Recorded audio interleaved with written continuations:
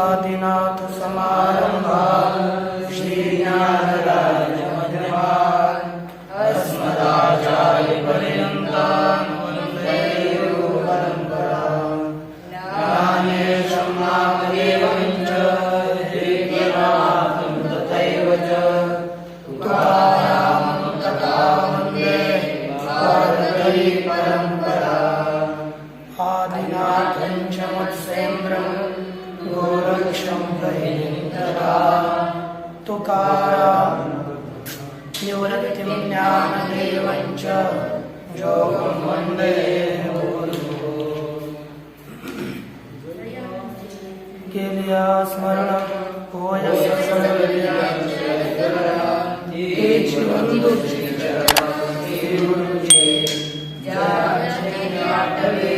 शब्द सृष्टि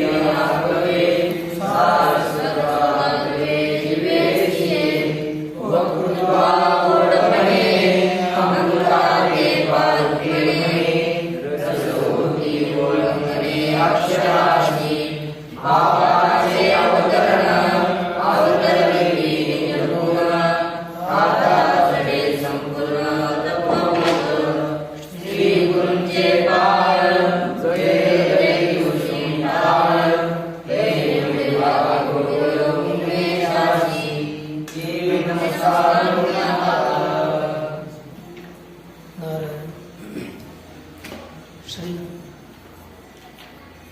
पांडुरंग परमात्म्याच्या असीम कृपेने श्री ज्ञानोबा माऊलींच्या आशीर्वादाने श्री ग्रंथराज ज्ञानेश्वरीचा आपण विचार करत आहोत। या प्रसंगी श्री गजाननाचं वर्णन, श्री माता सरस्वतीचं वर्णन, त्याप्रमाणेच या प्रस्तुत नंतर श्री गुरूंच्या वर्णनाच्या पश्चात आज श्री महाभारताचं वर्णन करणार आहेत। नजदीक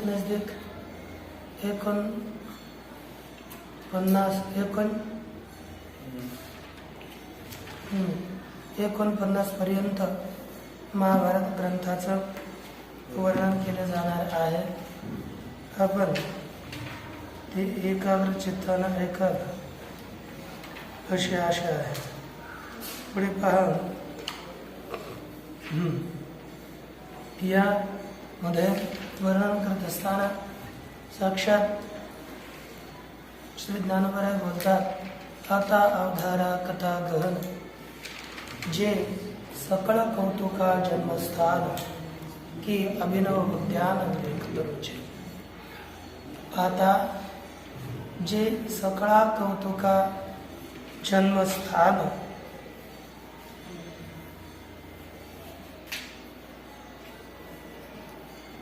सकळा कौतुका जन्मस्थान की विवेक तरुचे अभिनव उद्यान ते गहन कथा अवधारा। ज्ञानोबरायांनी आता या शब्दाचा प्रयोग केला। आता म्हणजे एक विषय आपण इथून पूर्वी ऐकलेला आहे। आता ह्याची सीमा निर्धारित करतात। इथपर्यंत आपण श्री गुरूंचं वर्णन केलं, त्यानंतर श्री गुरूंचं वर्णन झाल्यानंतर आता जे सकळा कौतुका जन्मस्थान, जी कथा, जे म्हणजे जी सकळा कौतुका जन्मस्थान, जिथे जितकी कौतुक असतील, जितके आश्चर्य असतील, त्या सर्व सकळा कौतुका जन्मस्थान, संपूर्ण कौतुकाचं म्हणजेच आश्चर्याचं, चमत्कारांचे जे जन्मस्थान आहे, जन्मभूमी आहे, की विवेक तरुचे अभिनव उद्यान, अथवा विवेक रूपी वृक्षाचं अभिनव अपूर्व नूतन वृक्षाची अपूर्व बाग आहे. विवेक रूपी वृक्षाची कशी आहे? अपूर्व अतिशय नूतन बगीचा, उद्यान अर्थात बाग आहे. ते गहन कथा आहे का? अशी ही गहन गंभीर कथा ऐका. इथून पुढे महाभारताचं लेखन, महाभारत जी श्री व्यास महर्षींनी लिहिलेली आहे त्या महाभारताचं वर्णन करतात. प्रारंभी श्री महर्षी व्यासजींनी संपूर्ण महाभारत आपल्या मस्तिष्कामध्ये आकलन केलं. त्याचे जितके श्लोक असतील ती सर्व महाभारत किती काय करायचं ते सर्व श्लोक, 1,00,000 श्लोकाचं महाभारत आपल्या डोक्यामध्ये केंद्रित करावं. ग्रंथ जर लिहायचा असेल तर तो आकार आपल्या अगोदर डोक्यात असावा, नाहीतर लिहिण्याकरता आरंभ केले, लिहावा तरी पुढे काय काहीच कळणार नाही. महाभारत 1,00,000 श्लोक लिहिले, परंतु आता लिहिणारा स्वतःच लिहायचं आणि स्वतःच करायचं थोडं जास्त समस्या होते. कारण थोडं हात दोन्ही चालणार परेशान मनुष्य अधिक होतं. म्हणून या ठिकाणी श्री वेदव्यासजींनी विचार केला की महाभारत लिहिण्याकरता एखादी योग्य व्यक्ती असावी. योग्य व्यक्तीची ते शोध करत असतात. नंतर श्री वेदव्यासजी ब्रह्मदेवाकडे गेले आणि त्यांनी आपली समस्या त्यांच्या पुढे प्रकट केली. तेव्हा श्री महर्षी वेदव्यासजींना ब्रह्मदेव म्हटले की तुम्ही काय करा, या ग्रंथाचं लेखन करण्याकरिता एकच व्यक्ती समर्थ आहे, ती म्हणजे श्री गजानन. त्यांच्याकडे जावं, ते तुमची इच्छा पूर्ण करते. नंतर त्यांच्या उक्तीनुसार श्री महर्षी वेदव्यासजी श्री गणपतीजीकडे गेले. तिथे प्रस्तुत झाल्यानंतर त्यांनी आपली मनोकामना श्री गजानना पुढे व्यक्त केली. प्रथम महाभारताच्या प्रथम अध्यायामध्येच श्री गणपतीजींना श्री वेदव्यासजी भगवान बोलतात, लेखको महाभारतस्य भवत्वं गणनायक ममैव प्रोच्यमानस्य मनसा कल्पितस्य च. हे गणनायक, त्वं महाभारतस्य लेखको भव. तुम्ही महाभारताचे लेखक व्हा. कुठे आहे तुमचं महाभारत? मी सांगणार आहे. ममैव प्रोच्यमानस्य, मी माझ्याद्वारे सांगितल्या जाणाऱ्या या महाभारताचं तुम्ही लेखक बना. ते तुम्ही कुठे कसं काय ते करतात? माझ्या ते मनात आहे, मी ते प्रगट करून सांगेन. मनसा कल्पितस्य च, मनाने मी ते कल्पना केलेली आहे. अशा प्रकारचं महाभारत तुम्ही ऐका, ते लिहा, त्याचं लेखक तुम्ही बना, असं महर्षी वेदव्यासजीने सांगितलं. तेव्हा गजाननही श्री वेदव्यासजींना बोलतात, माझी सुद्धा एक अट आहे, मी लिहिन, परंतु माझी एक अट आहे, तेव्हा मी लिहिन. त्या अटी मान्य कराव्या लागतात.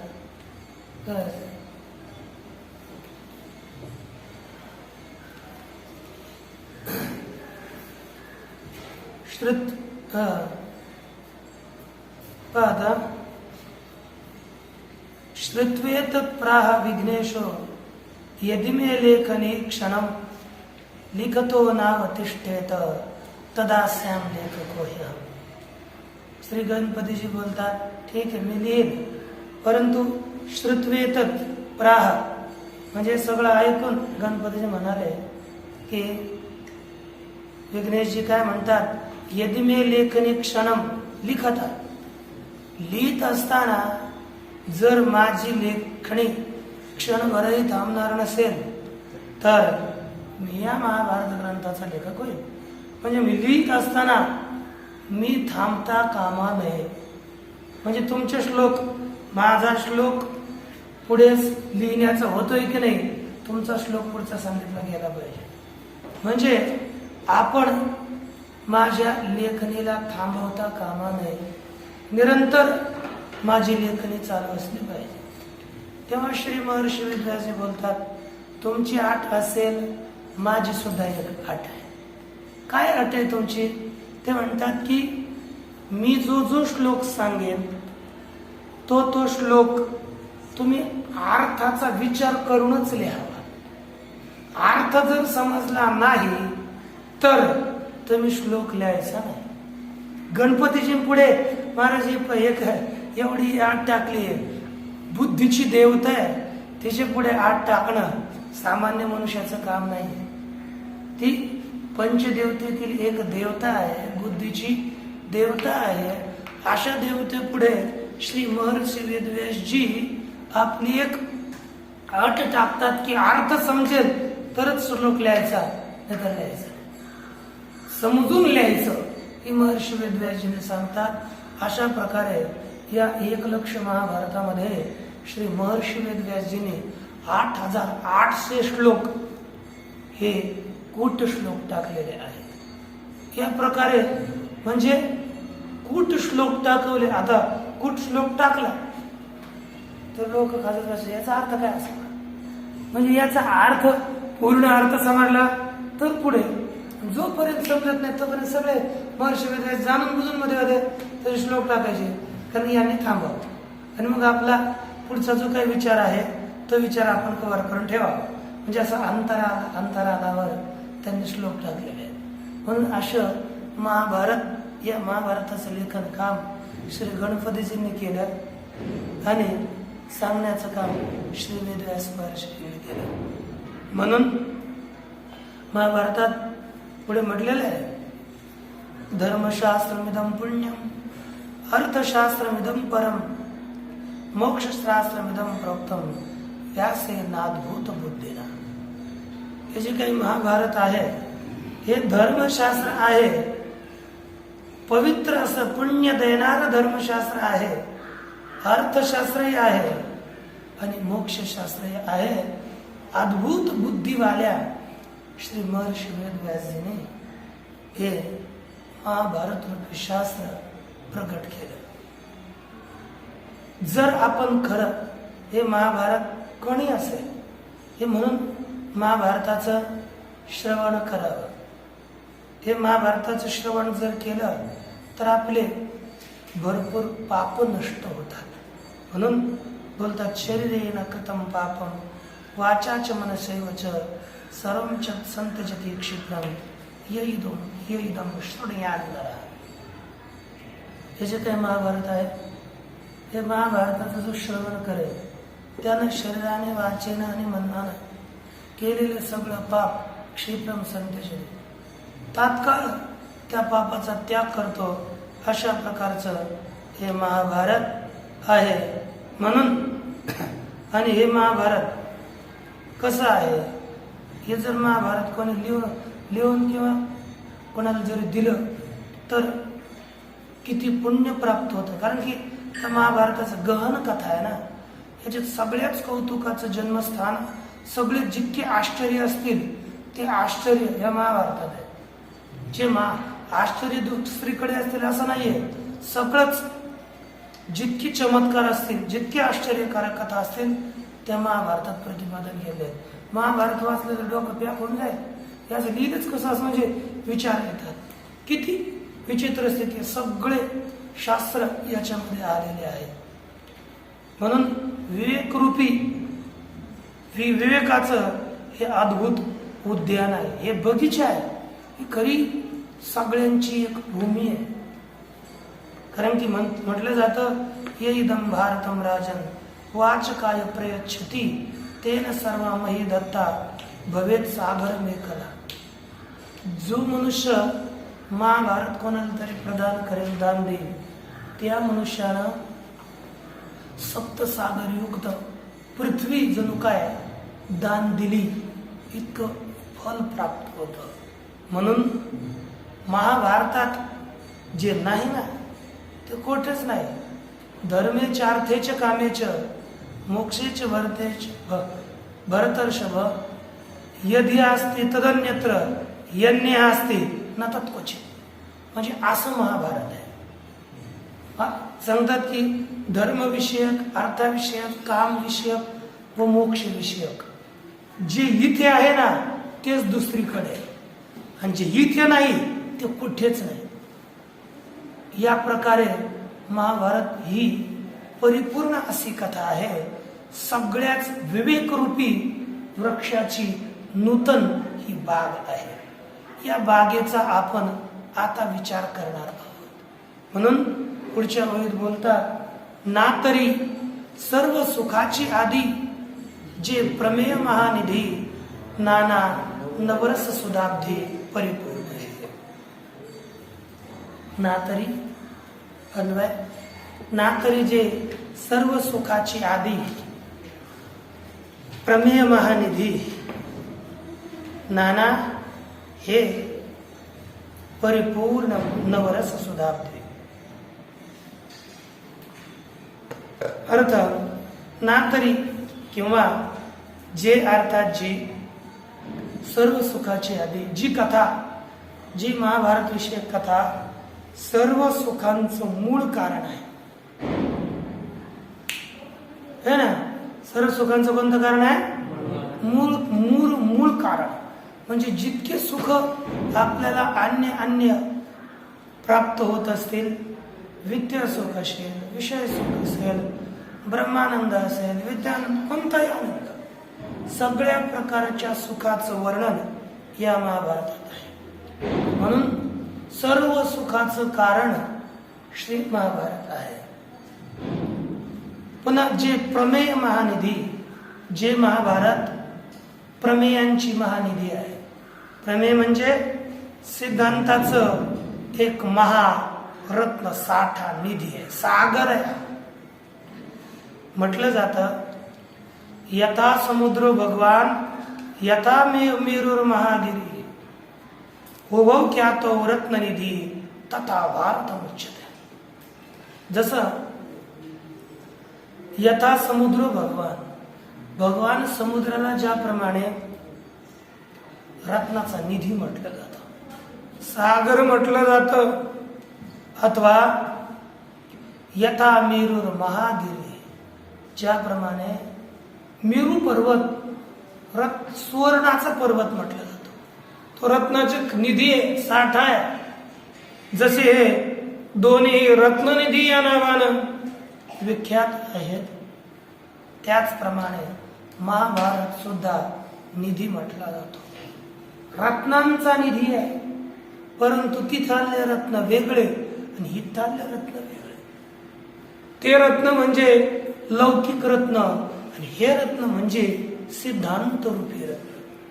सिद्धांत रूपी रत्नाचा महाभारत हा साठ आहे, म्हणून म्हटलं जातं प्रमेय महानिधी. तसंच कारण की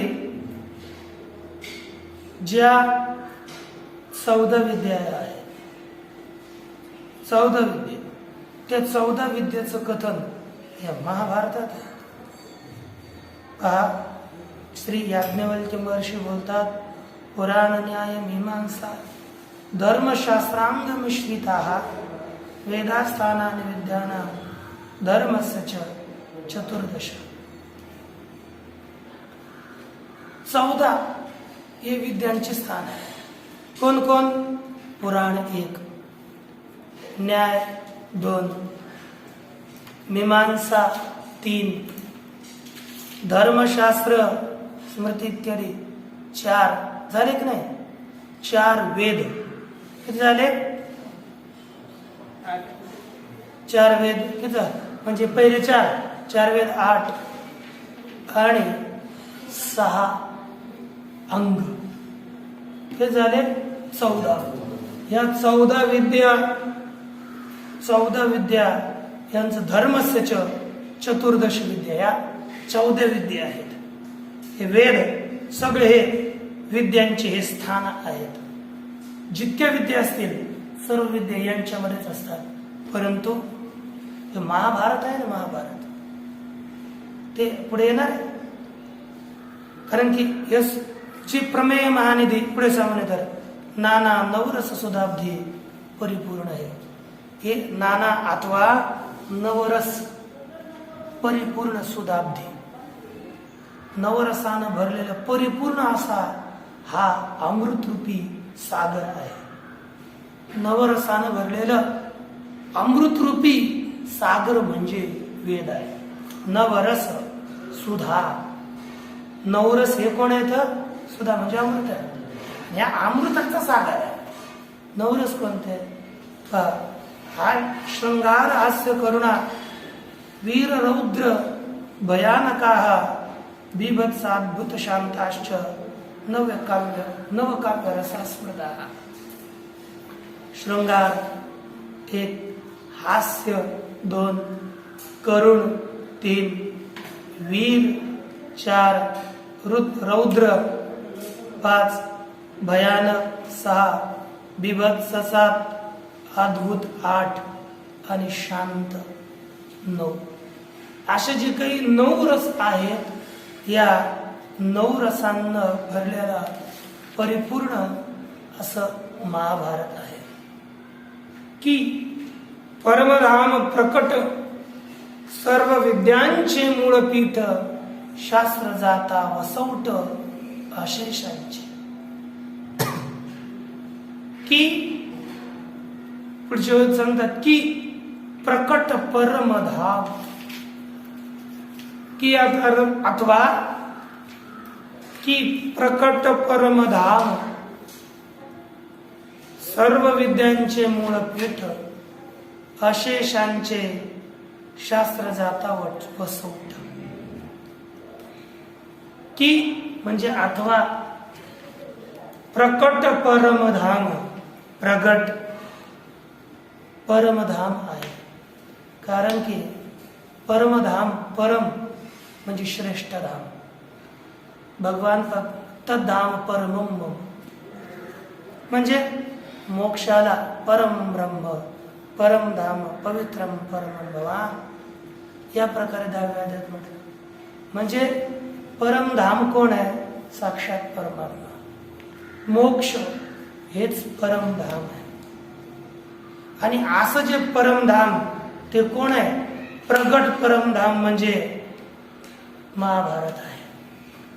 ते परमधाम तर अप्रगट आहे, हे प्रगट आहे. बर का बरं याला प्रगट परमधाम म्हटलं जातं? जे साधन असतं ना, साध्याचं साक्षात मोक्ष प्राप्ती करून देणारी याच्यात विद्या असल्यामुळे त्याला साधन रूपानं प्रकट परमधाम म्हटलेलं आहे. साधन आहे, मोक्षाचं साधन आहे म्हणून याला सुद्धा परमधाम असं म्हटलं जातं.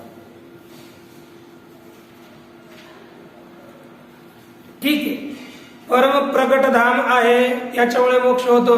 परंतु त्याचं कारण काय सांगतात? विद्या कारण आहे. आणि ती जी विद्या आहे सर्व विद्यांचे मूळ पीठ.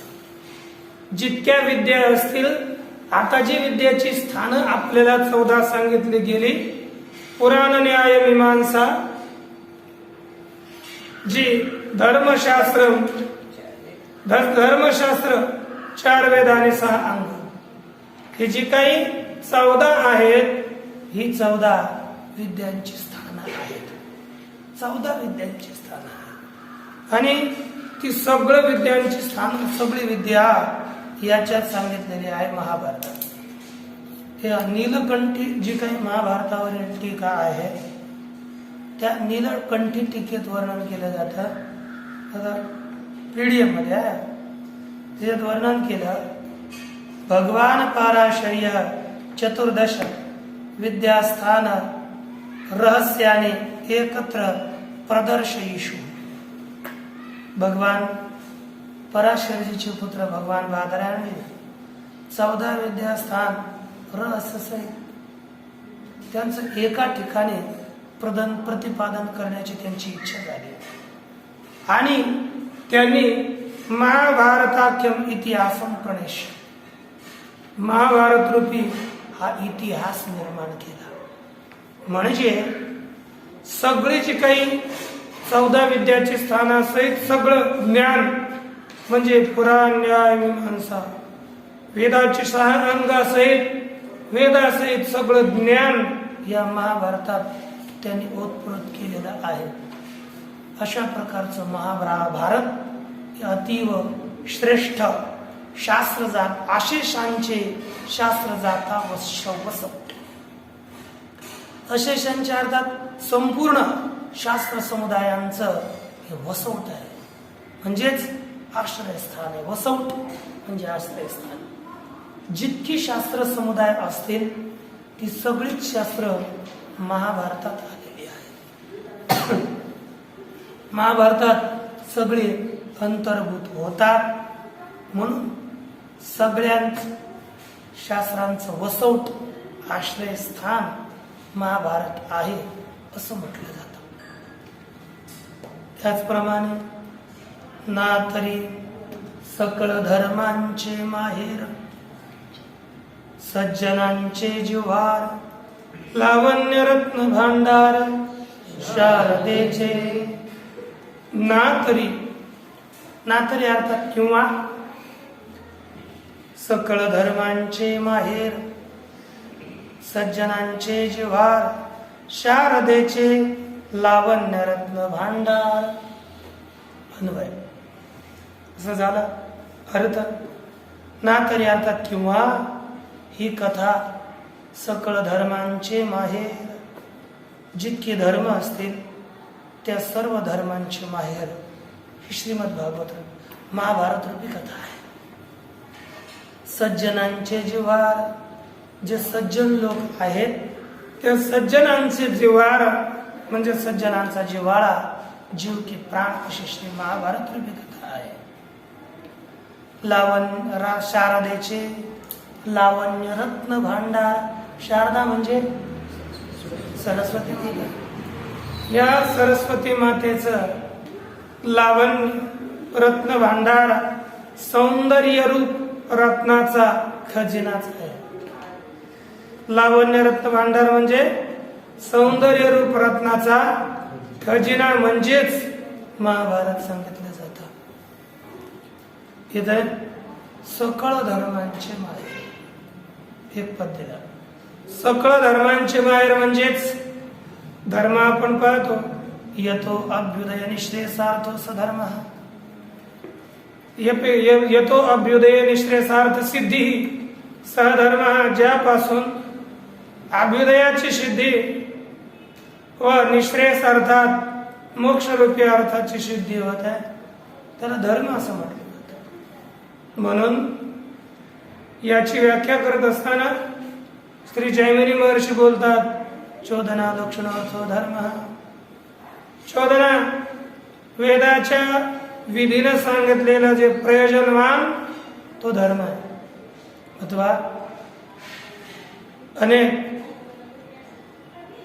लौगाक्ष भास्कर यांनी म्हटलेली व्याख्या करतो वेद प्रतिपाद्य प्रयोजन पदार्थो धर्म। वेदानं ज्याचं प्रतिपादन केलेलं आहे फलवान आहे असा जो अर्थ म्हणजे सफल पदार्थ त्याला धर्म म्हटलं जातं। यामध्ये वेदानं ज्या ज्या धर्माचं प्रतिपादन केलं जितके धर्म आले असतील ते सगळे धर्म या ग्रंथामध्ये लिहित आहेत। म्हणून सकळ धर्मांचे माहेर दोन रीतीनं धर्म सांगितले जातात।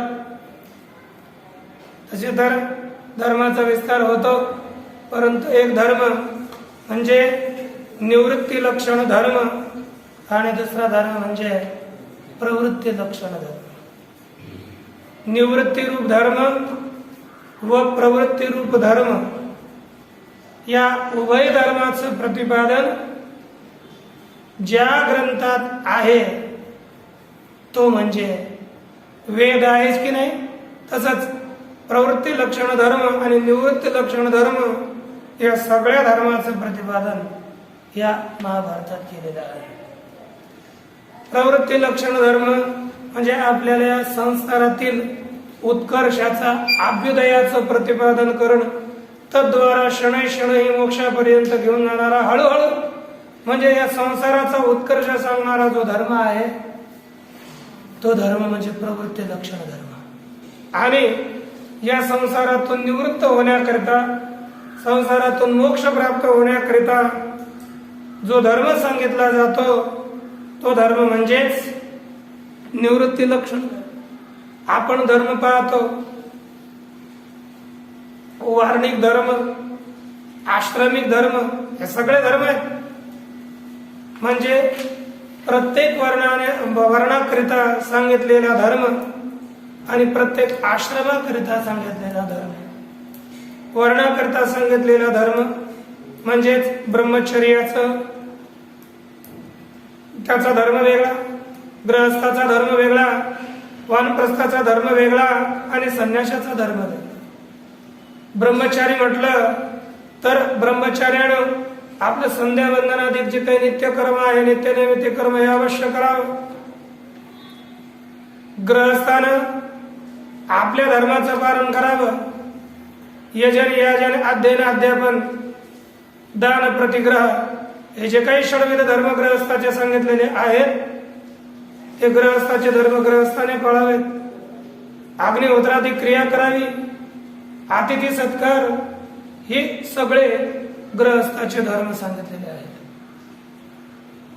तर पुढे वानप्रस्थाचा धर्म आहे म्हणजे सगळ्याचा त्याग करणं, त्याग करून संन्यास न घेणं, तपश्चर्यापूर्वक जीवन जगणं, हे वानप्रस्थाचा धर्म आहे.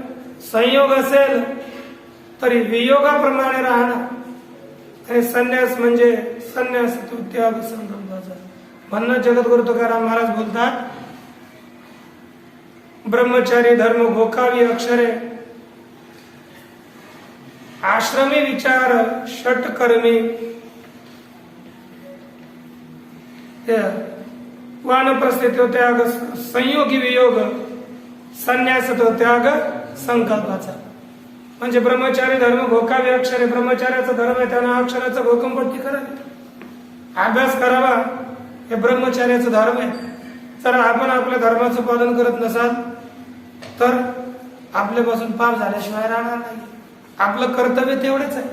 ब्रह्मचारी धर्म घोकावी अक्षरे, आश्रमी विचार षटकर्मी. म्हणजे गृहस्थाश्रमामध्ये 6 कर्म असतात. 6 कर्माचा विचार गृहस्थाश्रमात असतो. वानप्रस्थ तो संयोगी वियोग.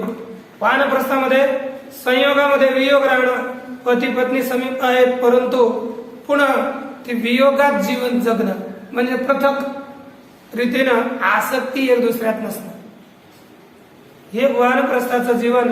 आणि संन्यासामध्ये तो संकल्पाचाच त्याग करणं, हे जगद्गुरु तुकाराम महाराजांचं कथन आहे. आपण संन्यासाचा विचार पाहतो. विद्वत संन्यास असेल, विविधुषु संन्यास असेल, जाणण्याच्या इच्छेने घेतलेला संन्यास किंवा ज्ञानोत्तरकालीन संन्यास, दोन्ही प्रकारचे संन्यास हे संन्यासामध्ये येतात. म्हणून ज्ञानोबरांनी सांगितलेली ओवी आहे ना, ज्ञेयस नित्य संन्यासी यो न द्वेष्टी न कांक्षती. या श्लोकामध्ये ज्ञेयस नित्य संन्यासी तोच नित्य संन्यासी आहे असं समजावं. यो न द्वेष्टी न कांक्षती, जो कोणाचा द्वेष करत नाही आणि कशाची इच्छाही करत नाही. म्हणून माऊली बोलतात, मी माझी ऐशी आठवण विसरले जयाचे अंतकरण पार्थात संन्यासी जाण. मी आणि माझं या प्रकारचे आठवण स्मरण ज्याचं विसरून गेलं पार्था तो संन्यासी जाण निरंतर, असा तो नित्य संन्यासी असं समजावं. म्हणून असे जे काही धर्म आहेत या सगळ्या धर्मांचं माहेर म्हणजे महाभारत. तसंच सज्जनांचे जिव्हार, सज्जनांचा जिव्हाळा, जे काही सज्जन आहे त्यांना जीव की प्राण, जिव्हाळा म्हणजे महाभारत आहे. आनंद या महाभारतात होतो सज्जनांना. म्हणून इतकी श्रेष्ठ उत्तम कथा म्हणजे महाभारत कथा आहे. शारदेचे लावण्य रत्न भांडार जणू काय शारदेचं सरस्वती मातेचं संपूर्ण सौंदर्य या महाभारतामध्येच गुंतलेलं आहे. सौंदर्य रूपी रत्नाचा खजिना शारदेच्या सरस्वतीच्या सौंदर्य रूपी रत्नाचा खजिना म्हणजे श्री महाभारत आहे. अशा प्रकारची महाभारत रूपी उत्तम कथा आहे. नाना कथा रूपे भारती प्रगटली असे त्रिजगती आविष्करोणी महामती व्यासाची. अथवा काय सांगावं याविषयी, नाना भारती व्यासाची महामती आविष्करोणी कथा रूपे त्रिजगती प्रगटली असे. हा अन्वय पुन्हा एक वेळेस, नाना भारती व्यासाची महामती आविष्करोणी कथा रूपे त्रिजगती प्रगटली असे. नाना किंवा भारती, भारती म्हणजे सरस्वती. सरस्वतीला भारती शब्दाचा प्रयोग करतात म्हणजे सरस्वती माता व्यासाची महामती आविष्करोणी श्री वेद व्यासजींच्या महान बुद्धीचा विशाल बुद्धीचा आश्रय करून है ना आविष्कार त्या म्हणजे अथवा त्या श्री महान व्यासजींच्या बुद्धीमध्ये प्रगट होऊन आविष्कार करून म्हणजे प्रगट होऊन अगोदर ती बुद्धीत प्रगट झाली. व्यासाची महामती आविष्करोणी म्हणजे प्रगट होऊन श्री वेदव्यासजींच्या बुद्धीमध्ये प्रगट होऊन कथा रूपे त्रिजगती प्रगटली. नंतर पहिली बुद्धीमध्ये प्रगट झाली, नंतर कथा रूपाने या तिन्ही जगात प्रगट झाली. अशी श्री ही सरस्वती माता प्रगट भारत रूपानं प्रगट झाली आहे. परंतु कशी हिला काय म्हणतात, भारती. काय म्हटलं जातं, भारती. हे भारती शब्दाचा हे जे काही भारती शब्दाचा प्रयोग करतात ना ते असं आहे. आपण इथे लावू शकतो, विद्या भार्यानं संपूर्ण सर्व भारम त्यजेत. विद्या भार्यानं संपूर्ण सर्व भारम परित्यजेत दुःख भारम न जाणती भारती परिकीर्ती. एक भारतीय शब्दाची व्याख्या केली म्हणजे काय, विद्यारूच्या भाराने संपूर्ण असा जो विद्याच्या भाराने सर्व भारम परित्यजेत, ज्ञानाच्या भाराने सगळ्याचाच भाराचा त्याग करतो. दुःख भारम न जाणत, आणि दुःखाच्या भाराला समजत नाही. विद्या भारानं काय करतो म्हणजे विद्येनं काय झालं ना, भा म्हणजे ज्ञान, ते ज्ञानामध्ये रथ आहे. मग विद्यारूपी भाराला विद्यारूपी भाराने तर सगळ्याच भाराचा त्याग करतो. जे जी सगळ्या भाराचा त्याग करते आणि दुःख भाराला समजतच नाही. दुःख रूपी भार बिलकुल बुद्धीमध्ये येत नाही. अशी जी आहे ना तिला म्हटलं जातं भारती. ही जी काही भारती सरस्वती आहे विद्या, सरस्वती माता व्यासांची महामती आविष्करोणी. व्यासजी कसं व्यासजींची बुद्धीचा आविष्कार केला. कारण की आपण पाहिलं, नमोस्तुते व्यास विशाल बुद्धे फुल्लारविंदार फुल्लारविंदाय तपत्र नेत्र येन त्वया भारत तैल पूर्ण प्रज्वालितो ज्ञान. म्हणजे विशाल अशा व्यासजींची बुद्धी, नमोस्तुते व्यास विशाल बुद्धी, विशाल बुद्धी श्री व्यास महर्षीजींची आहे. अशा विशाल बुद्धीच्या मध्ये अगोदर प्रकट झाली. कारण व्यासजी हे यांनी काय केलं, विशाल बुद्धी का बनवली जाईल, कारण की विव्यासैकम चतुर्धायो वेद विदांबरा. एका श्री महर्षी वेदव्यासजींनी एक वेद 4 प्रकारे त्याचा विभाग केला. म्हणून वेदवेत्यामध्ये श्रेष्ठ असे श्री महर्षी वेदव्यासजी आहेत. त्यांनी पर अवर परब्रह्माला जाणणारे अपर ब्रह्माला जाणणारे सर्वांना जाणणारे श्री महर्षी वेदव्यास जे आहेत, सत्यव्रती आहेत, अतिशय पवित्र सर्वज्ञ असे वेदव्यासजी आहेत. अशा वेदव्यासजींच्या बुद्धीचा आश्रय केला. म्हणून महाभारतात म्हटलंय, यो विद्या छत्रो वेदान सांगोपनिषदो द्विज न चाख्यानमिदं विद्य. आता हे जे काही आहे ना, आपण अशा जे काही महाभारत आहे, या महाभारत प्रगट वेदव्यासजींच्या बुद्धीचा आश्रय करून झाले, पण सरस्वती साक्षात प्रगट झाली. अर्थात महाभारताला ज्यानं जाणलेलं नाही तो अपूर्ण आहे. तो अपूर्ण का?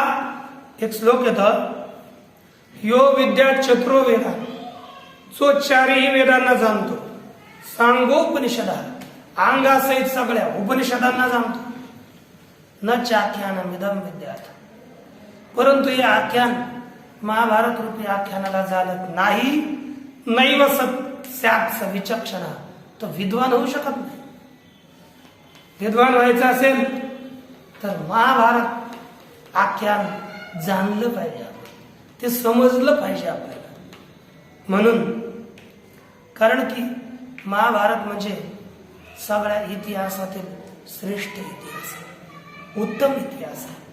असा जसं आपण म्हणू ना, आत्मेव वेदितव्येषु प्रियेष्वीव हि जीवितम इतिहास प्रदानार्थ श्रेष्ठ सर्वा गमेश्वय. महाभारत कसं सांगितलं, जसं जाणण्यायोग्य जितके पदार्थ असतील त्या सगळ्यामध्ये आत्मा श्रेष्ठ आहे. ते आत्मा श्रेष्ठ आहे. जितकी प्रिय असतील सगळ्या प्रियामध्ये आपलं जीवन प्रिय आहे. आपलं सगळ्यात प्रियामध्ये कोण आहे? आपला आत्माच प्रिय. त्याचप्रमाणे जितके इतिहासात असतील त्या सगळ्यांच्या इतिहासामध्ये महाभारत, सर्वच आगमामध्ये हे महाभारत श्रेष्ठ अर्थवाद आहे. म्हणून हे महाभारत म्हणजे महाभारत आहे.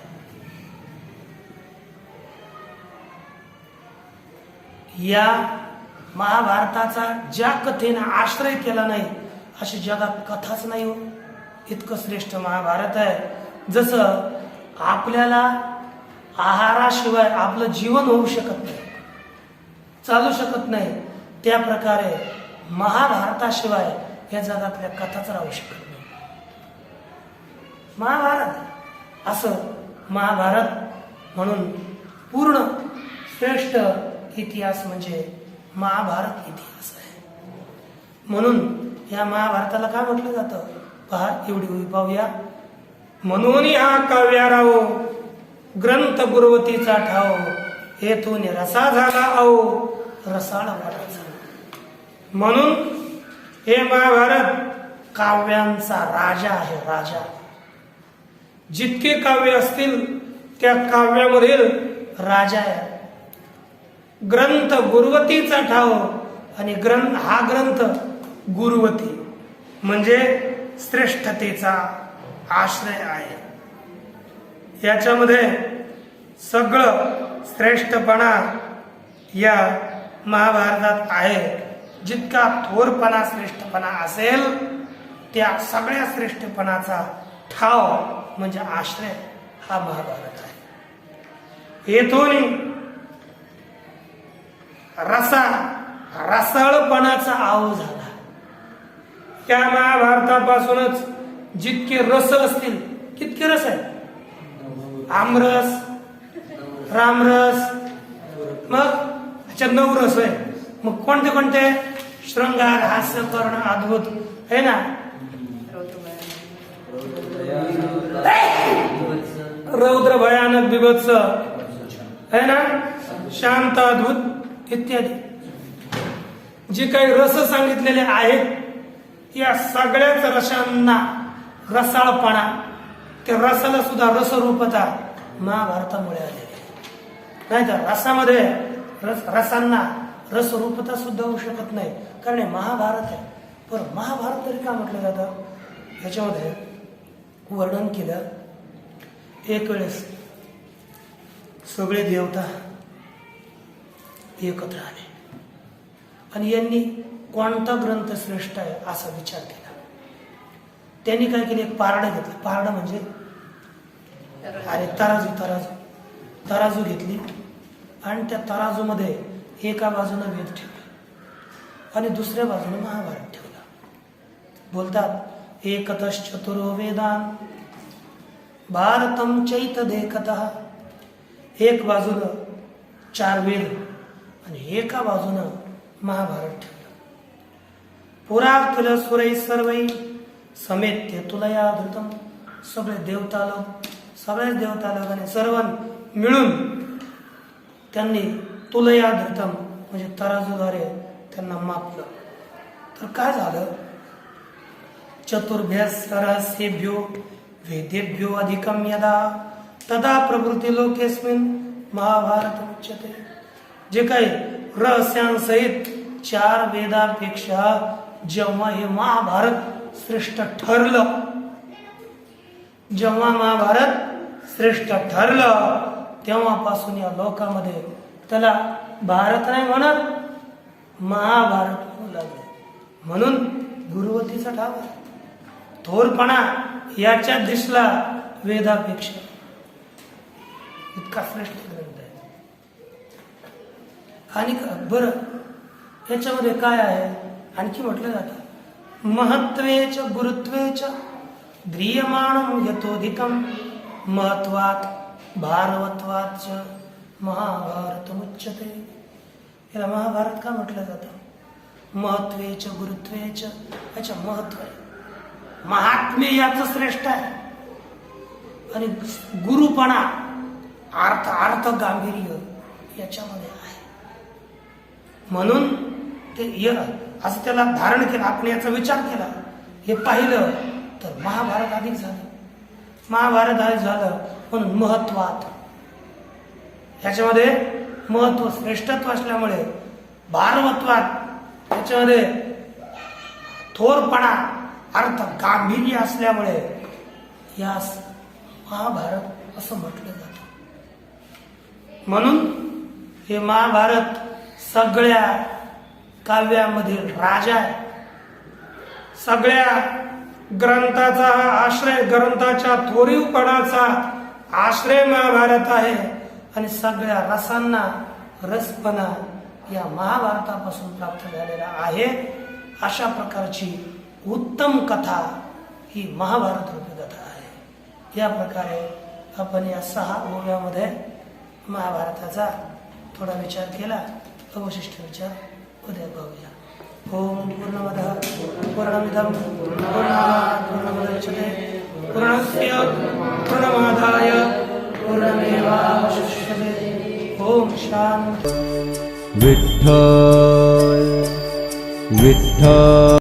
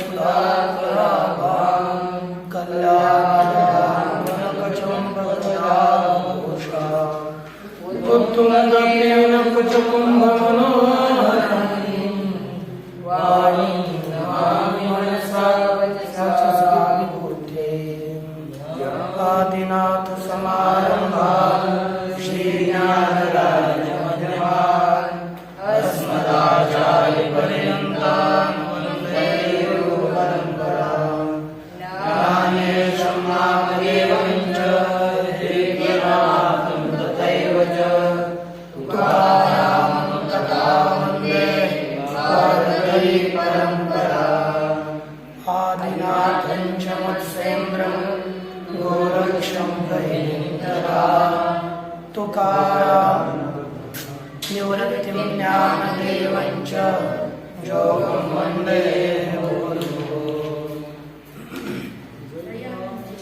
केलिया स्मरण होय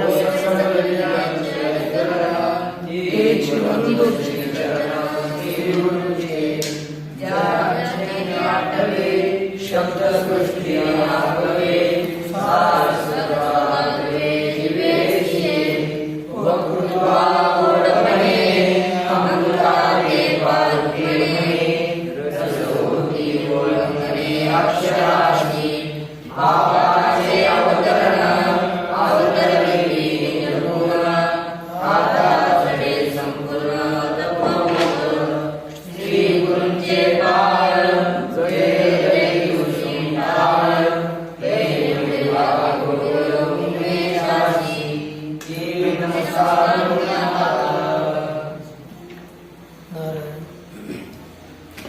श्री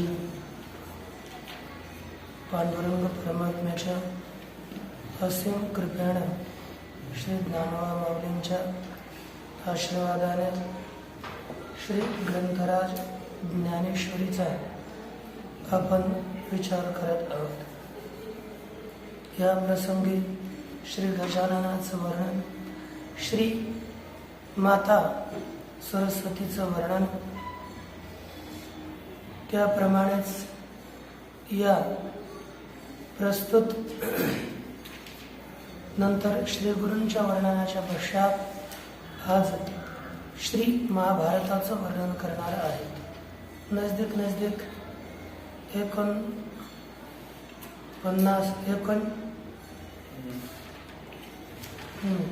49 पर्यंत महाभारत ग्रंथाचं वर्णन केले जाणार आहे. आपण ते एकाग्र चित्तानं ऐकावं अशी आशा आहे. पुढे पहा,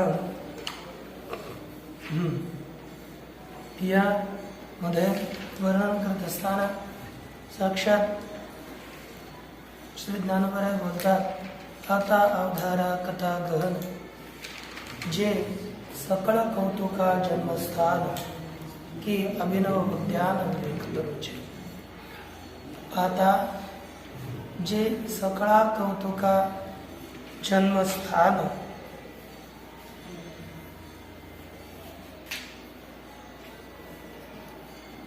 सकळा कौतुका जन्मस्थान की विवेक तरुचे अभिनव उद्यान ते गहन कथा अवधारा. ज्ञानोबरायांनी आता या शब्दाचा प्रयोग केला. आता म्हणजे एक विषय आपण इथून पूर्वी ऐकलेला आहे. आता याची सीमा निर्धारित करतात. इथपर्यंत आपण श्री गुरूंचं वर्णन केलं. त्यानंतर श्री गुरूंचं वर्णन झाल्यानंतर आता जे सकळा कौतुका जन्मस्थान, जी कथा, जे म्हणजे जी सकळा कौतुका जन्मस्थान, जिथे जितकी कौतुक असतील, जितके आश्चर्य असतील, त्या सर्व सकळा कौतुका जन्मस्थान, संपूर्ण कौतुकाचं म्हणजेच आश्चर्याचं, चमत्कारांचे जे जन्मस्थान आहे, जन्मभूमी आहे, की विवेक तरुचे अभिनव उद्यान अथवा विवेक रूपी वृक्षाचं अभिनव अपूर्व नूतन वृक्षाची अपूर्व बाग आहे. विवेक रूपी वृक्षाची कशी आहे? अपूर्व, अतिशय नूतन बगीचा, उद्यान अर्थात बाग आहे. ते गहन कथा आहे का? अशी ही गहन गंभीर कथा ऐका.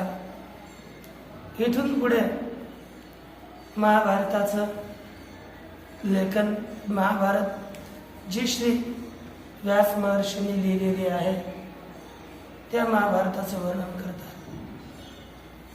प्रारंभी श्री महर्षी वेदव्यासजींनी संपूर्ण महाभारत आपल्या मस्तिष्कामध्ये आकलन केलं.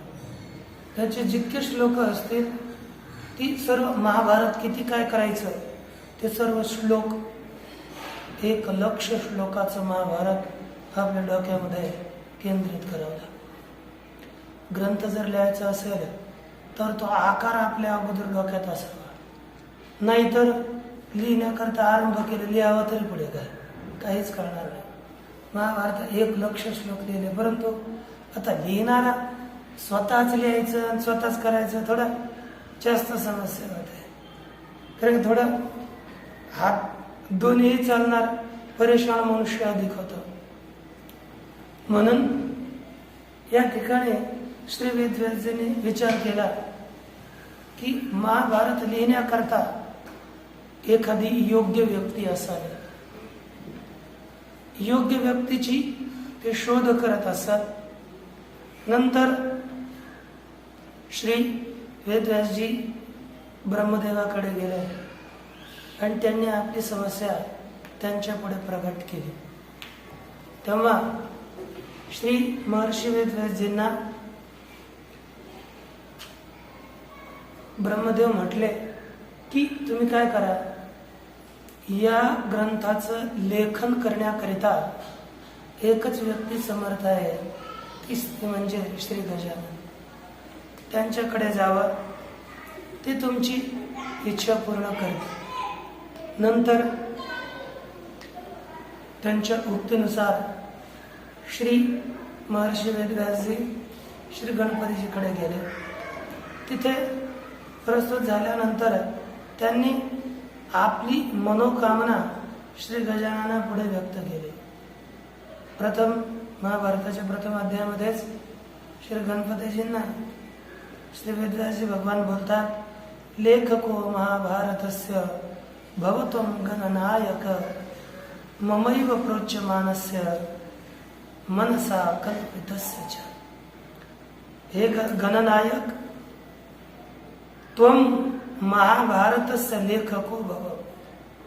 तुम्ही महाभारताचे लेखक व्हा. कुठे आहे तुमचं महाभारत? मी सांगणार आहे. ममैव प्रोच्यमानस्य, मी माझ्याद्वारे सांगितल्या जाणाऱ्या या महाभारताचं तुम्ही लेखक बना. ते तुम्ही कुठे कसं काय ते करतात? माझ्या ते मनात आहे, मी ते प्रगट करून सांगेन. मनसा कल्पितस्य च, मनाने मी ते कल्पना केलेली आहे. अशा प्रकारचं महाभारत तुम्ही ऐका, ते लिहा, याचं लेखक तुम्ही बना, असं महर्षी वेदव्यासजीने सांगितलं. तेव्हा गजाननही श्री वेदव्यासजींना बोलतात, माझी सुद्धा एक अट आहे, मी लिहिन, परंतु माझी एक अट आहे, तेव्हा मी लिहिन. तर अटी मान्य कराव्या लागतात.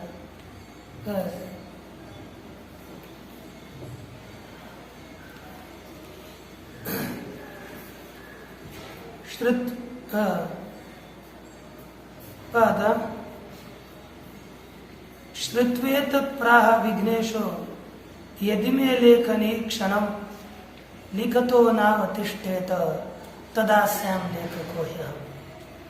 श्री गणपतीजी बोलतात, ठीक आहे मी लिहिन, परंतु श्रुत्वेत प्राह म्हणजे सगळं ऐकून गणपतीजी म्हणाले की विघ्नेशजी काय म्हणतात, यदि मे लेखने क्षणम लिखता, लिहित असताना जर माझी लेखणी क्षणभरही थांबणार नसेल तर मी या महाभारत ग्रंथाचा लेखक होईल. म्हणजे मी लिहित असताना मी थांबता कामा नये. म्हणजे तुमचे श्लोक, माझा श्लोक पुढे लिहिण्याचा होतोय की नाही, तुमचा श्लोक पुढचा सांगितला गेला पाहिजे.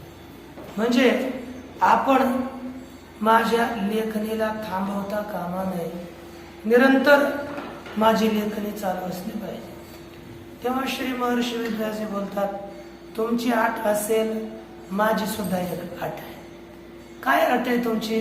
ते म्हणतात की मी जो श्लोक सांगेन तो श्लोक तुम्ही अर्थाचा विचार करूनच लिहावा. अर्थ जर समजला नाही तर तुम्ही श्लोक लिहायचा नाही. गणपतीची पुढे महाराज एक एवढी आठ टाकली, बुद्धीची देवता आहे, तिचे पुढे आठ टाकणं सामान्य मनुष्याचं काम नाही. ती पंचदेवतेतील एक देवता आहे, बुद्धीची देवता आहे. अशा देवते पुढे श्री महर्षी वेदव्यासजी आपली एक अट टाकतात की अर्थ समजेल तरच श्लोक लिहायचा, नाही तर लिहायचा समजून लिहायचं ही महर्षी वेदव्यासजीने सांगतात. अशा प्रकारे या 1,00,000 महाभारतामध्ये श्री महर्षी वेदव्यासजीने 8,800 श्लोक हे कूट श्लोक टाकलेले आहेत. या प्रकारे म्हणजे कूट श्लोक टाकवले. आता कूट श्लोक टाकला तर लोक खाजत बसले, याचा अर्थ काय असा? म्हणजे याचा अर्थ पूर्ण अर्थ समजला तर पुढे, जोपर्यंत समजत नाही तोपर्यंत सगळे महर्षी वेदव्यास जाणून बुजून मध्ये होते तरी श्लोक टाकायचे, कारण यांनी थांबावं. आणि मग आपला पुढचा जो काही विचार आहे तो विचार आपण कव्हर करून ठेवा. म्हणजे असं अंतराळावर त्यांनी श्लोक टाकलेले आहेत. म्हणून असं महाभारत, या महाभारताचं लेखन काम श्री गणपतीजींनी केलं आणि सांगण्याचं काम श्री वेदव्यास महर्षींनी केलं.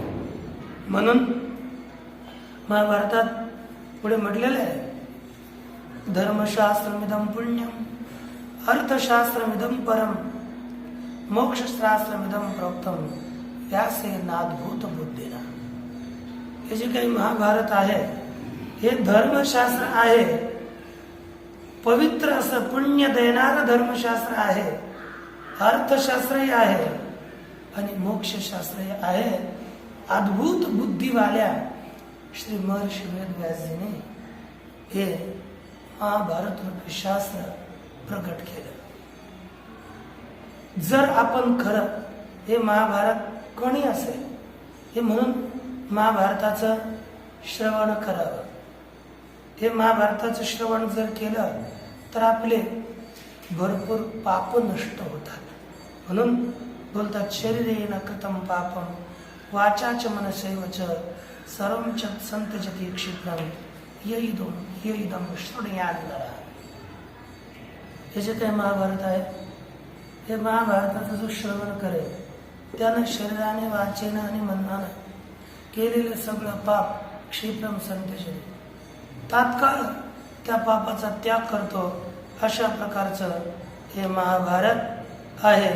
म्हणून आणि हे महाभारत कसं आहे, हे जर महाभारत कोणी लिहून किंवा कोणाला जरी दिलं तर किती पुण्य प्राप्त होतं. कारण की त्या महाभारताचं गहन कथा आहे ना, याच्यात सगळ्याच कौतुकाचं जन्मस्थान, सगळे जितके आश्चर्य असतील ते आश्चर्य या महाभारतात आहे. जे आश्चर्य दुसरीकडे असतील असं नाहीये, सगळंच जितकी चमत्कार असतील, जितके आश्चर्यकारक कथा असतील त्या महाभारतात प्रतिपादन केले.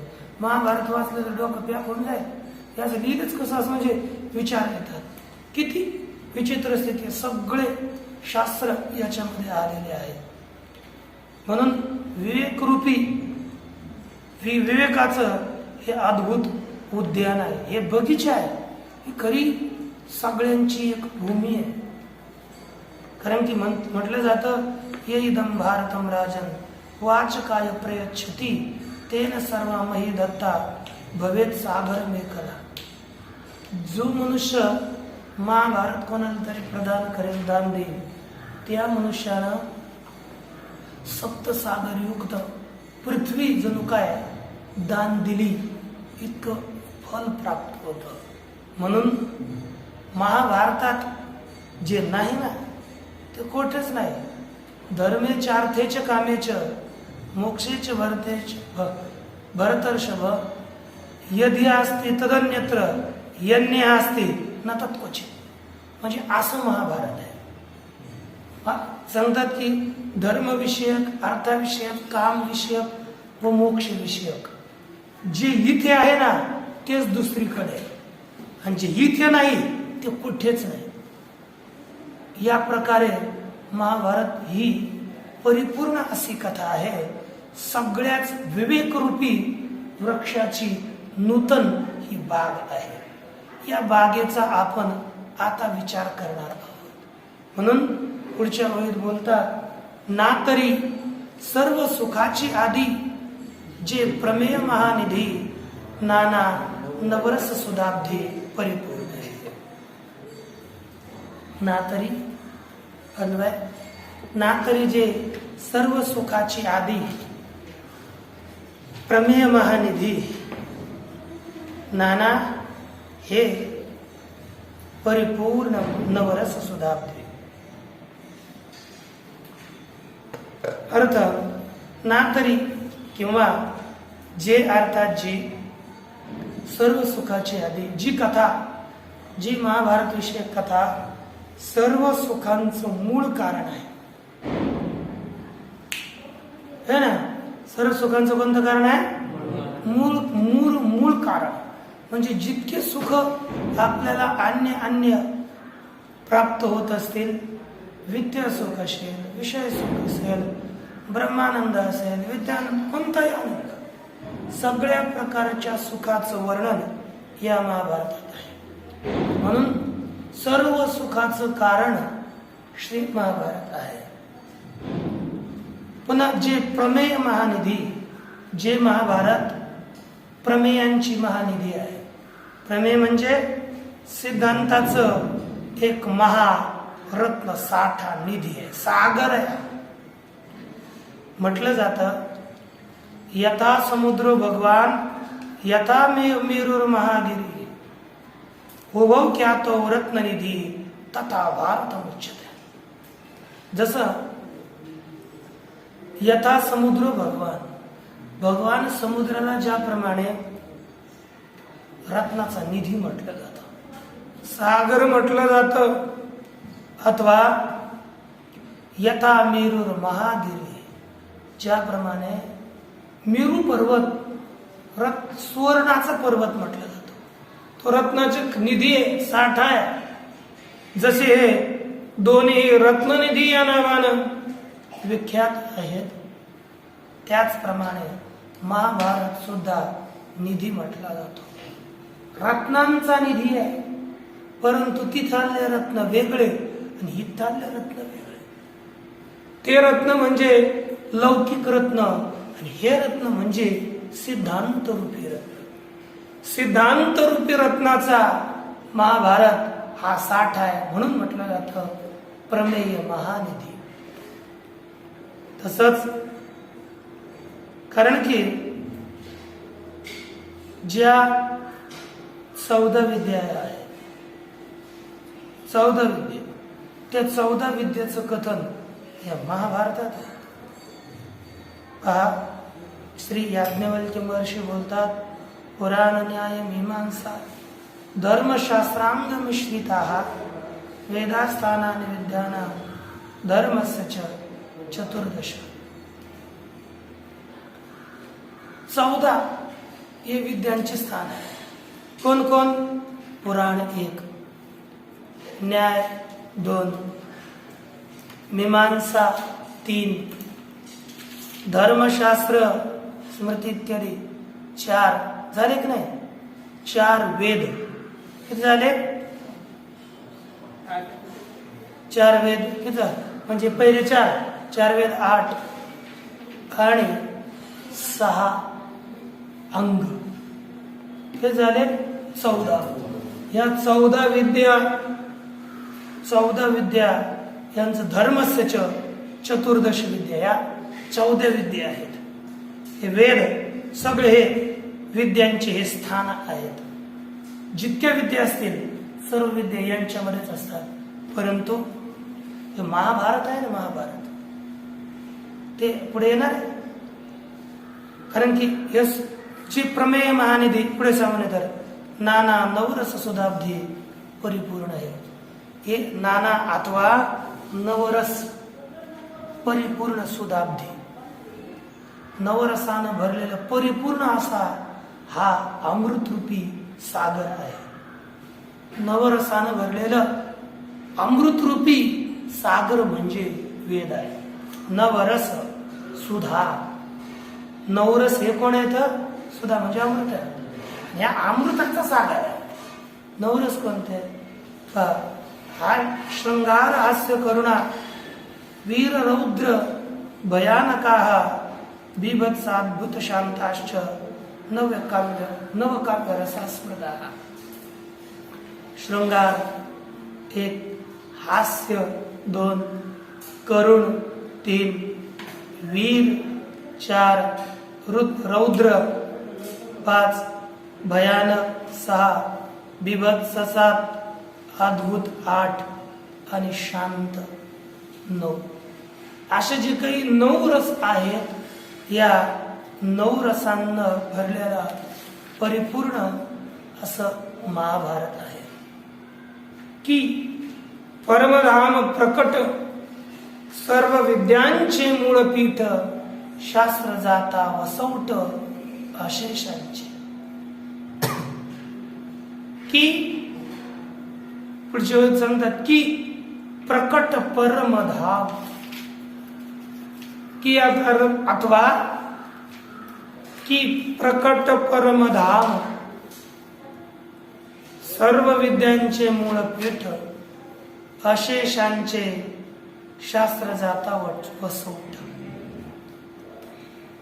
की म्हणजे अथवा प्रकट परमधाम, प्रगट परमधाम आहे. कारण की परमधाम, परम म्हणजे श्रेष्ठ धाम. भगवान तद्धाम परमम मम म्हणजे मोक्षाला परम ब्रह्म, परमधाम, पवित्रम परमम भवान या प्रकारे 10व्या अध्यायात म्हटलं. म्हणजे परमधाम कोण आहे? साक्षात परमात्मा. मोक्ष हेच परमधाम आहे. आणि असं जे परमधाम ते कोण आहे? प्रगट परमधाम म्हणजे महाभारत आहे. ते परमधाम तर अप्रगट आहे, हे प्रगट आहे. बर का बरं याला प्रगट परमधाम म्हटलं जातं? जे साधन असतं ना, साध्याचं साक्षात मोक्ष प्राप्ती करून देणारी याच्यात विद्या असल्यामुळे त्याला साधन रूपानं प्रकट परमधाम म्हटलेलं आहे. साधन आहे, मोक्षाचं साधन आहे म्हणून याला सुद्धा परमधाम असं म्हटलं जातं. ठीक आहे, परम प्रगट धाम आहे, याच्यामुळे मोक्ष होतो. परंतु त्याचं कारण काय? सांगतात विद्या कारण आहे. आणि ती जी विद्या आहे सर्व विद्यांचे मूळपीठ. जितक्या विद्या असतील, आता जी विद्याची स्थानं आपल्याला 14 सांगितली गेली. पुराण, न्याय, मीमांसा, जी धर्मशास्त्र 4 वेद आणि 6 अंग, हे जी काही 14 आहेत, ही 14 विद्यांची स्थानं आहेत. 14 विद्यांची स्थानं. आणि ती सगळं विद्यांची स्थान, सगळी विद्या याच्यात सांगितलेली आहे महाभारतात. हे नीलकंठी जी काही महाभारतावरील टीका आहे, त्या नीलकंठी टीकेत वर्णन केलं जातं. PDF मध्ये आहे, त्याच्यात वर्णन केलं. भगवान पाराशर्य 14 विद्यास्थान रहस्याने एकत्र प्रदर्शयिषु. भगवान पराशर्यजीचे पुत्र भगवान बादरायण 14 विद्यास्थान रहस्य सहित त्यांचं एका ठिकाणी प्रतिपादन करण्याची त्यांची इच्छा झाली. आणि त्यांनी महाभारताख्यम इतिहासम प्रणेश, महाभारत रूपी हा इतिहास निर्माण केला. म्हणजे सगळी जी काही 14 विद्याची स्थानासहित सगळं ज्ञान, म्हणजे पुराण, न्याय, मीमांसा, वेदाची 6 अंगासहित, वेदासहित सगळं ज्ञान या महाभारतात त्यांनी ओतप्रोत केलेलं आहे. अशा प्रकारचं महाभारत हे अतीव श्रेष्ठ शास्त्र जात अशेषांचे शास्त्र जाता वसवट. अशेषांचे अर्थात संपूर्ण शास्त्र समुदायांचं हे वसवट आहे, म्हणजेच आश्रयस्थान आहे. वसवट म्हणजे आश्रयस्थान. जितकी शास्त्र समुदाय असतील ती सगळीच शास्त्र महाभारतात आलेली आहेत. महाभारतात सगळे अंतर्भूत होतात, म्हणून सगळ्यांच शास्त्रांचं वसवट आश्रयस्थान महाभारत आहे असं म्हटलं जातं. त्याचप्रमाणे ना तरी सकळ धर्मांचे माहेर, सज्जनांचे जिव्हार, लावण्य रत्न भांडार शारदेचे. ना तरी अर्थात किंवा, सकळ धर्मांचे माहेर, सज्जनांचे जिव्हार, शारदेचे लावण्य रत्न भांडार. अन्वय असं झालं.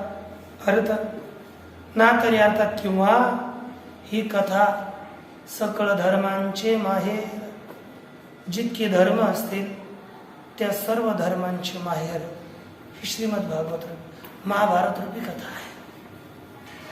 सज्जनांचे जिव्हार, जे सज्जन लोक आहेत त्या सज्जनांचे जिव्हार म्हणजे सज्जनांचा जिव्हाळा, जीव की प्राण अशी श्री महाभारत रूपी कथा आहे. शारदेचे लावण्य रत्न भांडार. शारदा म्हणजे सरस्वती माता. या सरस्वती मातेचं लावण्य रत्न भांडार सौंदर्य रूप रत्नाचा खजिनाच आहे. लावण्य रत्न भांडार म्हणजे सौंदर्य रूप रत्नाचा खजिना म्हणजेच महाभारत सांगितलं जातं. इथे सकळ धर्मांचे माहेर एक पद्य. सकळ धर्मांचे माहेर म्हणजेच धर्म आपण पाहतो. यतो अभ्युदय निश्रेयसार्थ सधर्म. यतो अभ्युदय निश्रेयसार्थ सिद्धी सहधर्म. ज्यापासून अभ्युदयाची सिद्धी व निश्रेयस अर्थात मोक्षरूपी अर्थाची सिद्धी होत आहे त्याला धर्म असं म्हटलं जातं. म्हणून याची व्याख्या करत असताना श्री जैमिनी महर्षी बोलतात, चोदना लक्षणार्थो धर्म. चोदना वेदाच्या विधीनं सांगितलेलं जे प्रयोजनवान तो धर्म आहे. अथवा अनेक लौगाक्ष भास्कर यांनी म्हटलेली व्याख्या करतो, वेद प्रतिपाद्य प्रयोजन पदार्थो धर्म. वेदानं ज्याचं प्रतिपादन केलेलं आहे, फलवान आहे असा जो अर्थ म्हणजे सफल पदार्थ त्याला धर्म म्हटलं जातं. यामध्ये वेदानं ज्या ज्या धर्माचं प्रतिपादन केलं, जितके धर्म आले असतील ते सगळे धर्म या ग्रंथामध्ये लिहित आहेत. म्हणून सकळ धर्मांची माहेर. दोन रीतीनं धर्म सांगितले जातात. तसे तर धर्माचा विस्तार होतो, परंतु एक धर्म म्हणजे निवृत्ती लक्षण धर्म आणि दुसरा धर्म म्हणजे प्रवृत्ती लक्षण धर्म. निवृत्ती रूप धर्म व प्रवृत्ती रूप धर्म या उभय धर्माचं प्रतिपादन ज्या ग्रंथात आहे तो म्हणजे वेद आहेच की नाही, तसंच प्रवृत्ती लक्षण धर्म आणि निवृत्ती लक्षण धर्म या सगळ्या धर्माचं प्रतिपादन या महाभारतात केलेलं आहे.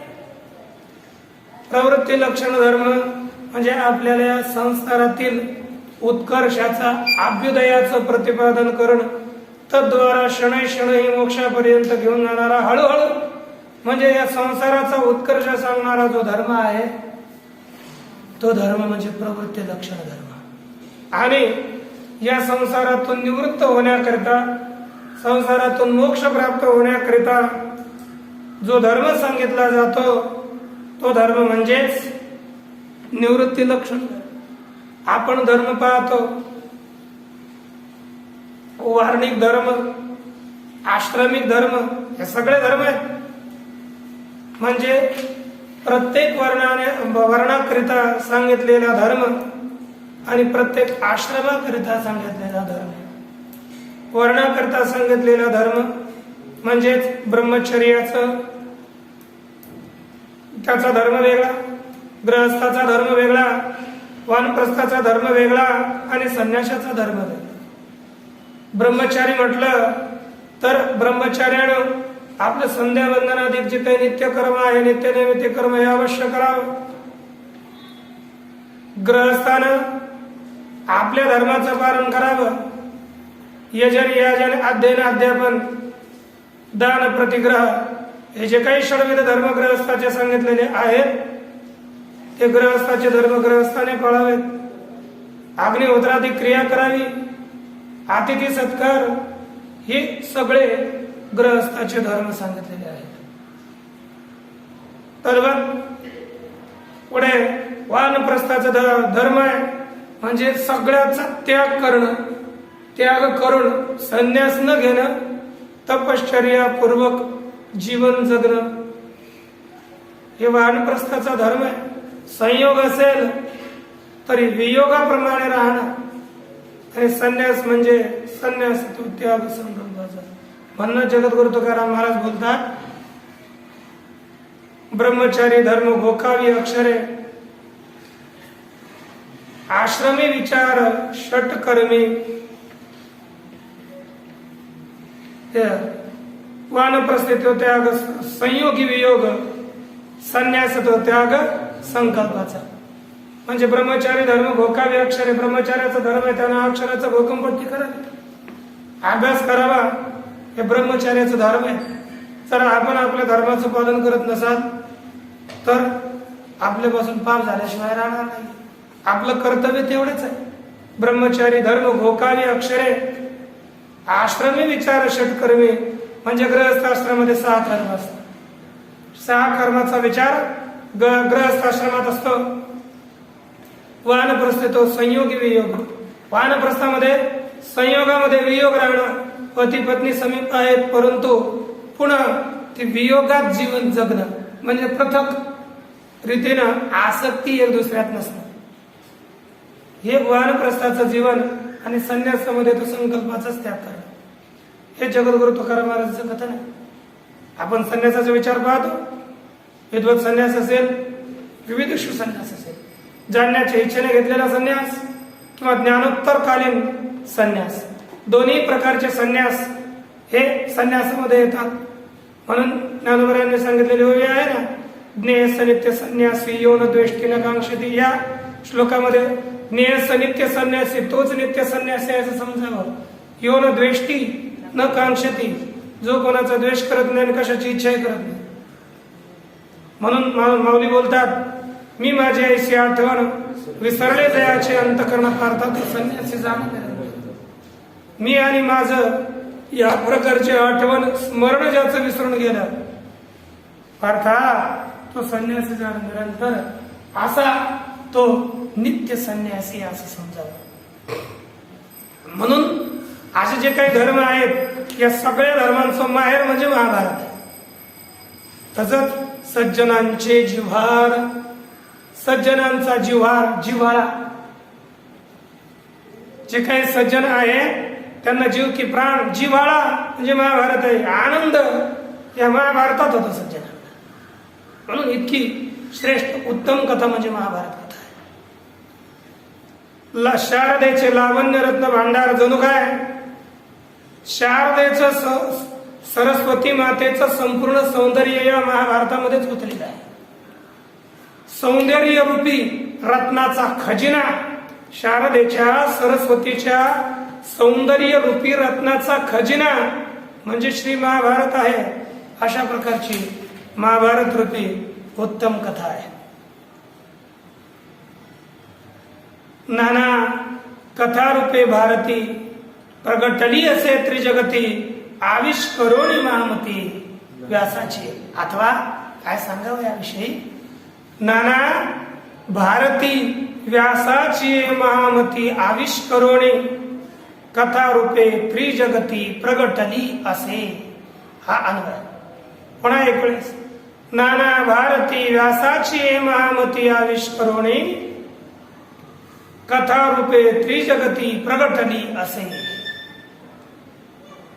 नाना किंवा भारती, भारती म्हणजे सरस्वती. सरस्वतीला भारती शब्दाचा प्रयोग करतात म्हणजे सरस्वती माता व्यासाची महामती आविष्करोणे. श्री वेद व्यासजींच्या महान बुद्धीचा, विशाल बुद्धीचा आश्रय करून है ना आविष्कार त्या म्हणजे अथवा त्या श्री महान व्यासजींच्या बुद्धीमध्ये प्रगट होऊन, आविष्कार करून म्हणजे प्रगट होऊन, अगोदर ती बुद्धीत प्रगट झाली. व्यासाची महामती आविष्करोणी म्हणजे प्रगट होऊन, श्री वेदव्यासजींच्या बुद्धीमध्ये प्रगट होऊन कथा रूपे त्रिजगती प्रगटली. नंतर पहिली बुद्धीमध्ये प्रगट झाली, नंतर कथा रूपाने तिन्ही जगात प्रगट झाली. अशी श्री ही सरस्वती माता प्रगट भारत रूपानं प्रगट झाली आहे. परंतु कशी हिला काय म्हणतात? भारती. काय म्हटलं जातं? भारती. हे भारती शब्दाचा, हे जे काही भारती शब्दाचा प्रयोग करतात ना, ते असं आहे. आपण इथे लावू शकतो विद्या भारेण संपूर्ण सर्व भारम त्यजेद यः.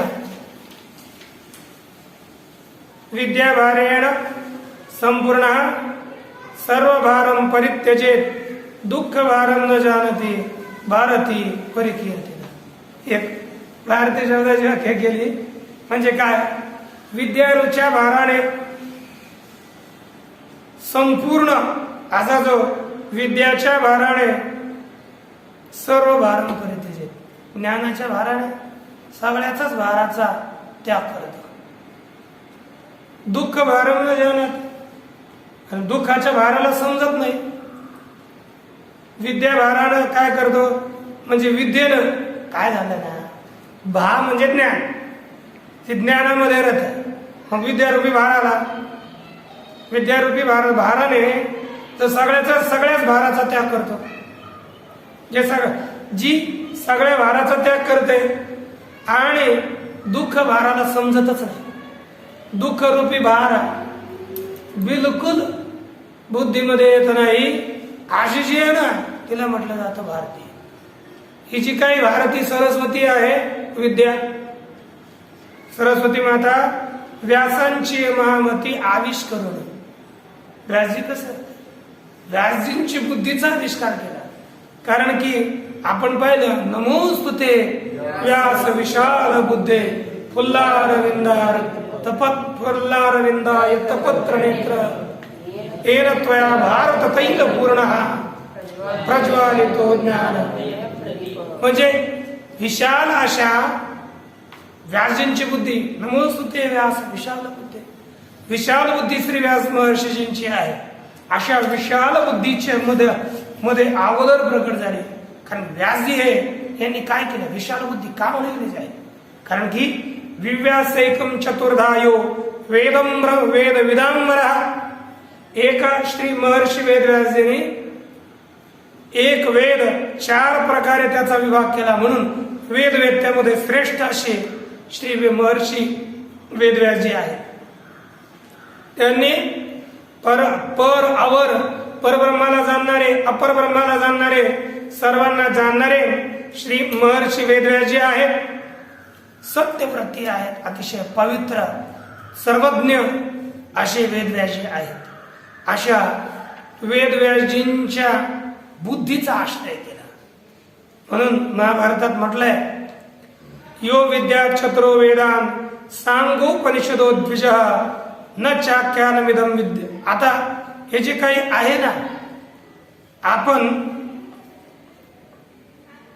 अशा जे काही महाभारत आहे, या महाभारत प्रगट वेदव्यासजींच्या बुद्धीचा आश्रय करून झाले. पण सरस्वती साक्षात प्रकट झाली.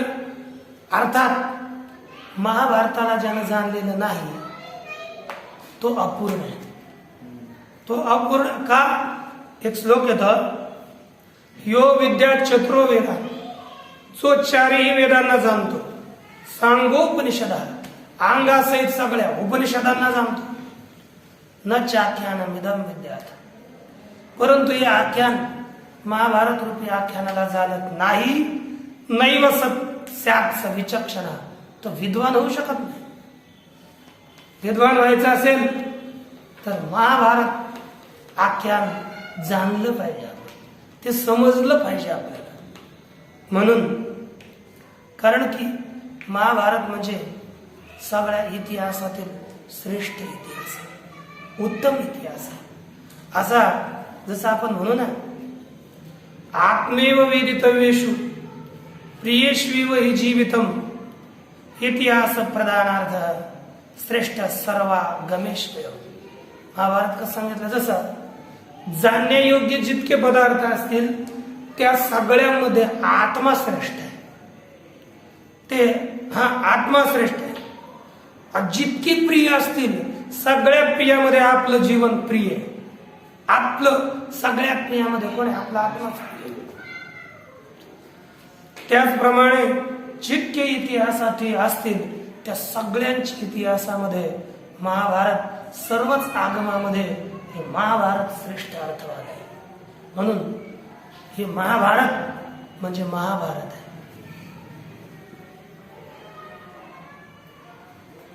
या महाभारताचा ज्या कथेनं आश्रय केला नाही अशी जगात कथाच नाही हो. इतकं श्रेष्ठ महाभारत आहे. जसं आपल्याला आहाराशिवाय आपलं जीवन होऊ शकत नाही, चालू शकत नाही, त्या प्रकारे महाभारताशिवाय या जगातल्या कथाच राहू शकत नाही. महाभारत असं महाभारत म्हणून पूर्ण श्रेष्ठ इतिहास म्हणजे महाभारत इतिहास आहे. म्हणून या महाभारताला काय म्हटलं जातं पहा, एवढी उभी पाहूया. म्हणून हा काव्याराव ग्रंथ गुरुवतीचा ठाव, हेतून रसा झाला आओ रसाळ वाटाचा. म्हणून हे महाभारत काव्यांचा राजा आहे, राजा. जितके काव्य असतील त्या काव्यामधील राजा आहे. ग्रंथ गुरुवतीचा ठाव, आणि हा ग्रंथ गुरुवती म्हणजे श्रेष्ठतेचा आश्रय आहे. याच्यामध्ये सगळं श्रेष्ठपणा या महाभारतात आहे. जितका थोरपणा श्रेष्ठपणा असेल त्या सगळ्या श्रेष्ठपणाचा ठाव म्हणजे आश्रय हा महाभारत आहे. येथून रसाळपणाचा आव झाला. त्या महाभारतापासूनच जितके रस असतील कितके रस आहेत? आमरस, रामरस, मग त्याच्यात 9 रस आहे. मग कोणते कोणते? शृंगार, हास्य, कर्ण, अद्भुत है ना, रौद्र, भयानक, बिभत्स है ना, शांत, अद्भुत इत्यादी. जे काही रस सांगितलेले आहेत या सगळ्याच रसांना रसाळपणा, त्या रसाला सुद्धा रसरूपता महाभारतामुळे आलेली. नाहीतर रसामध्ये रसांना रसरूपता सुद्धा होऊ शकत नाही, कारण हे महाभारत आहे. पण महाभारत तरी का म्हटलं जातं? ह्याच्यामध्ये वर्णन केलं, एक वेळेस सगळे देवता एकत्र आले आणि यांनी कोणता ग्रंथ श्रेष्ठ आहे असा विचार केला. त्यांनी काय केले? एक पारडं घेतलं. पारडं म्हणजे तराजू घेतली आणि त्या तराजूमध्ये एका बाजूने वेद ठेवला आणि दुसऱ्या बाजूने महाभारत ठेवला. बोलतात एकतश्चतुरो वेदान भारतम चैत देखतः. एक बाजूनं 4 वेद आणि एका बाजूनं महाभारत ठेवलं. पुरा किल सुरै सर्वै समेत्य तुलया धृतम. सगळे देवता लोक सगळ्याच देवता लोकांनी सर्व मिळून त्यांनी तुलया धृतम म्हणजे तराजूद्वारे त्यांना मापलं. तर काय झालं? चतुर्भ्य रहस्येभ्यो वेदेभ्यो अधिकम यदा तदा प्रवृत्ती लोकेस्मिन महाभारत उच्यते. जे काही रहस्यांसहित 4 वेदापेक्षा जेव्हा हे महाभारत श्रेष्ठ ठरलं, जेव्हा महाभारत श्रेष्ठ ठरलं तेव्हापासून या लोकांमध्ये त्याला भारत नाही म्हणत महाभारत म्हणू लागले. म्हणून गुरुवतीचा ठाव आहे. थोरपणा याच्या दिसला वेदापेक्षा. इतका श्रेष्ठ ग्रंथ आहे. आणि बरं याच्यामध्ये काय आहे आणखी म्हटलं जातं महत्वेच गुरुत्वेच ध्रियमाणं यतोधिकं महत्वात भारवत्वाच महाभारतमुच्यते. याला महाभारत का म्हटलं जातं? महत्वेच गुरुत्वेच याचं महत्व आहे. महात्म्य याचं श्रेष्ठ आहे आणि गुरुपणा अर्थ गांभीर्य याच्यामध्ये आहे. म्हणून ते असं त्याला धारण केलं. आपण याचा विचार केला, हे पाहिलं तर महाभारत अधिक झालं. महाभारत अधिक झालं म्हणून महत्वात याच्यामध्ये महत्व श्रेष्ठत्व असल्यामुळे भारवत्वात याच्यामध्ये थोरपणा अर्थ गांभीर्य असल्यामुळे यास महाभारत असं म्हटलं जातं. म्हणून हे महाभारत सगळ्या काव्यामधील राजा आहे. सगळ्या ग्रंथाचा आश्रय, ग्रंथाच्या थोरीवपणाचा आश्रय महाभारत आहे. आणि सगळ्या रसांना रसपणा या महाभारतापासून प्राप्त झालेला आहे. अशा प्रकारची उत्तम कथा ही महाभारत रूपी कथा आहे. या प्रकारे आपण या 6 ओव्यामध्ये महाभारताचा थोडा विचार केला. अवशिष्ट विचार उद्या पाहूया. ओम पूर्णमदः पूर्णमिदं पूर्णात् पूर्णमुदच्यते